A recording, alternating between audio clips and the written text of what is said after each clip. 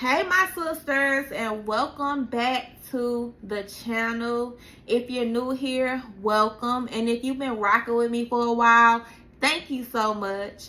And in today's video, we're going to talk about the lies that the world tell about single moms, and I'm gonna break them once and for all. Okay, first and foremost, before we get into the video, I want to apologize in advance. I want to apologize for being so comfy. If I had to do my hair and put on makeup just to come on here and talk to my sisters and encourage y'all, then I wouldn't do it, all right? So I do it when I feel like it and when I don't feel like it, but God put a message on my heart. I'm going to come out here just in my natural self, all right? No lashes, hair not done, no makeup. Got a little toothpaste on my shirt. It's a little chilly in here, so I'm here. I'm showing up as God, told me to do. I've been so disobedient over the past couple of months with showing up in my purpose, which is to encourage my single mom sisters while we're on this journey, because I believe that we all can learn from each other. We all have the same pain, but we all can help each other turn that pain into purpose. We'll get into these lies. The first lie is that single moms are broken or damaged goods. Girl, what? Here's the truth. And if you listening to me and you a single mom, sis, how many of us are wiser and how many of us are more self-aware because of what we've overcome? We've overcome the repossessions. We've overcome the evictions. We've overcome the heartache and heart pain of a man who promised he would be there forever, but he's not. We've overcome the bitterness of our kids' dad living their best life while we're here raising a kid that they helped us create. We've overcome that bitterness and that pain and that desire for tit for tat. We're growing, we're wiser, and we're understanding and learning how not to make the same mistakes over and over. And that's something that we have to learn as single moms, so that we can be the whole women that we need to be for our kids, because our kids don't have anyone else but us. So I don't understand why people would think that we are broken or damaged goods. If we continue to do the work to be better women for our kids and for ourselves, not just for them but for ourselves, then how can they even think that? The second lie is that kids from single mom homes cannot succeed. Yeah. There are kids in double parent house homes who's not succeeding. They're very toxic because they see the toxicity of their mom and their dad every single day.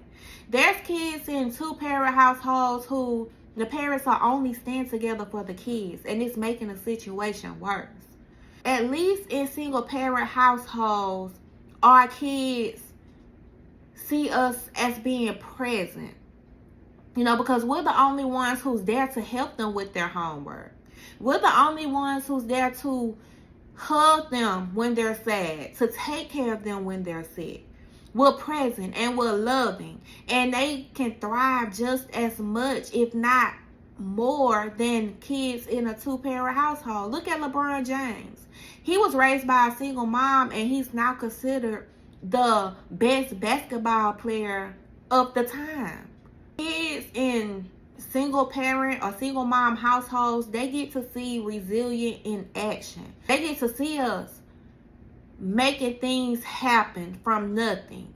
They get to see it. They get to see us getting up every single day and running a household by ourselves.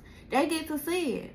I remember my adopted mom, I used to see her raising 6 girls on her own. I used to wonder, how does she do this? As a teenager, I used to think about that. And I really believe that seeing her do it on her own as a woman who adopted 2 kids in addition with her 2 boys really help me to push through and help me to know that I can succeed and that I can just raise my one kid or my one son to succeed. Who also, I must say, is very smart, who's very intelligent, who I thank God that I have not had any behavior issues from.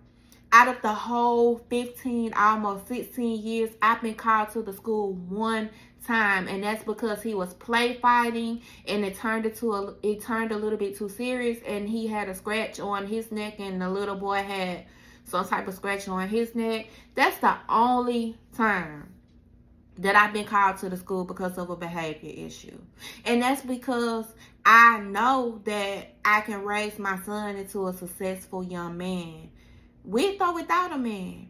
And then also, we're not alone. Just because there's no man in the house does not mean that God does not place men in their lives when you put them in sports or even at school or the Big Brother program or maybe at the YMCA. Whatever, there's good men everywhere, good role models everywhere. And I can honestly say, and you probably can too, that God has placed some good role model mentor men in your son's life. Or if you have daughters, you probably can honestly say that God has placed some great mentors and people who's not you in their lives that can help raise that successful successful kid. So that's very small-minded to think that kids from single mom homes cannot succeed. The third lie is that single moms can't have successful careers or businesses. There are so many single moms with successful businesses and careers, and it may take a little longer, but it will happen. Sometimes, I know in my past there was a job that I couldn't get that, had a lot of growth opportunities. And I couldn't get that job because I had a son who was in, I needed childcare. I could not work the hours or whatever the case may be. There are more obstacles for us to get where we want to be in our career or our business if we are a single mom, but it's not impossible because single moms are masters at multitasking, time management, and we are also masters at building from scratch. All right, because every day we're turning nothing into something, and these are skills that business leaders pay to learn, but we are learning from experience. The fourth lie is you must sacrifice your personal life completely for your kids. But let me tell y'all something. When you focus on your self-care as a single mom, when you focus on dating purposefully as a single mom and personal growth as a single mom, it's actually going to benefit your kids because they see that you are able to have a balanced and healthy life, right? You are able to model this to your kids, that you are able to balance your life and you are able to be fulfilled in your life by focusing on your personal growth, your health, your social life. Then your kids will also want to model your behavior by balancing their life, by focusing on their education, by focusing on their social skills, by focusing on their personal growth. So single moms do not have to sacrifice their personal life for their kids. They just have to know how to balance it. The fifth lie is that single moms are desperate for a man. Girl, let me get this clear. We're not desperate for a man, right? We content. We love our peace. We love knowing that we are not getting cheated on. I don't know about y'all, but I love laying in my bed and rubbing my crusty feet together because I don't feel like going to get a pedicure. I don't know about y'all, but I love not shaving when I don't want to because I ain't got to. Because it's just me. I shave when I want to. I go get my feet scrubbed when I want to. I ain't gonna lie, y'all. Don't think I just don't do nothing for myself. Cause I go get pedicures, y'all. I shave. It's just I don't in the wintertime though. I ain't gonna lie. I don't in the wintertime. Single moms are not desperate for a man. A man come with problems. Any man, just any man, is gonna come with problems. He's going to disturb her peace.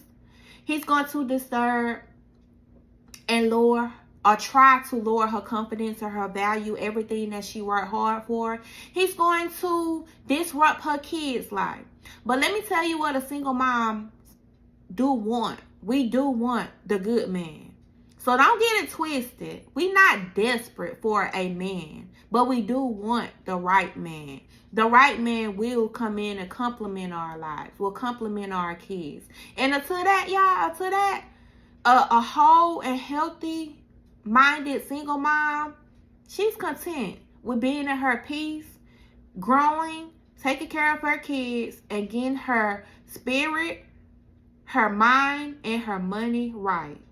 The sixth lie is that single moms made bad choices, so they deserve the struggle.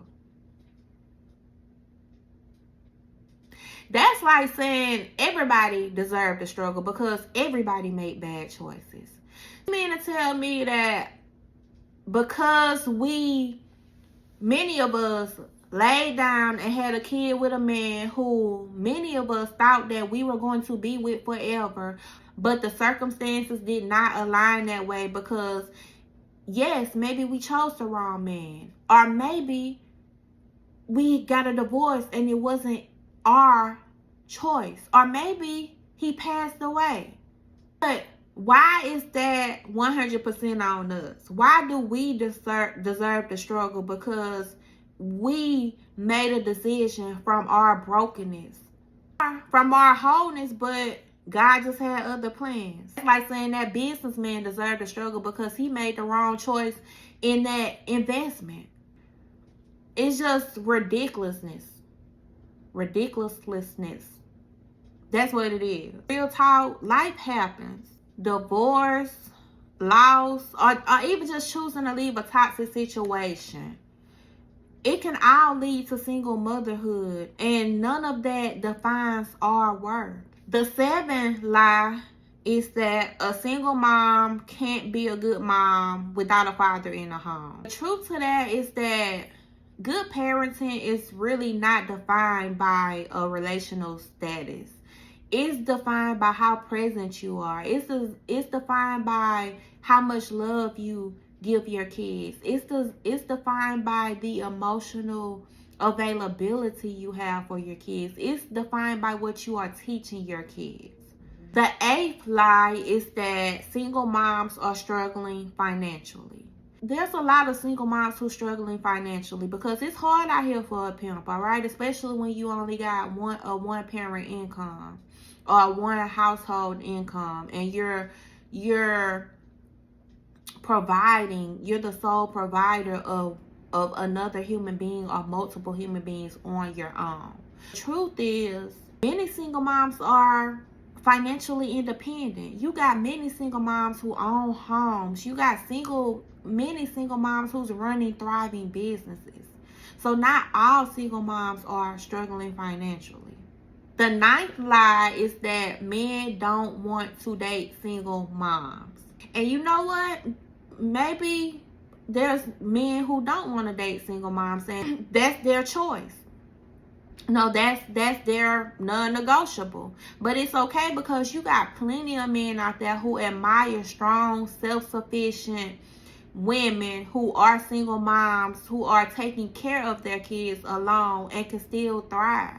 So don't get caught up on that, ladies. If you are in a place where you want to date, don't listen to nobody who's telling you that, oh girl, you a single mom. Ain't no man want to date no single mom. Swat that person off like a gnat, okay? And keep them there at a bay. And do what you do. The 10th lie is that single moms can't have it all. Let me tell y'all something. You got single moms who are buying homes. You got single moms who are buying real estate. You got single moms who do have their kids. You got single moms who are running successful businesses. So having it all is really subjective, and it depends on your goals for your life, for your kids' life. Don't fall for the hype. Just do you. Just make sure whatever you do, you're building a life that's filled with love, peace, and joy. All right, y'all. So that's the 10 lies that the world about single moms that I have for you. If you watch this video to the end, I want you to comment which one of these lies you have heard and give me your opinion on it as a single mom. And I want you to check the description for the link to the free Pain to Purpose community, where I give you confidence building tips and tools and resources. I also give you side hustle ideas and many quick win trainings. We are a community of like-minded single moms who's turning her pain into purpose. So make sure you check the link below and join that free community. I love y'all, and I will talk to y'all in the next video.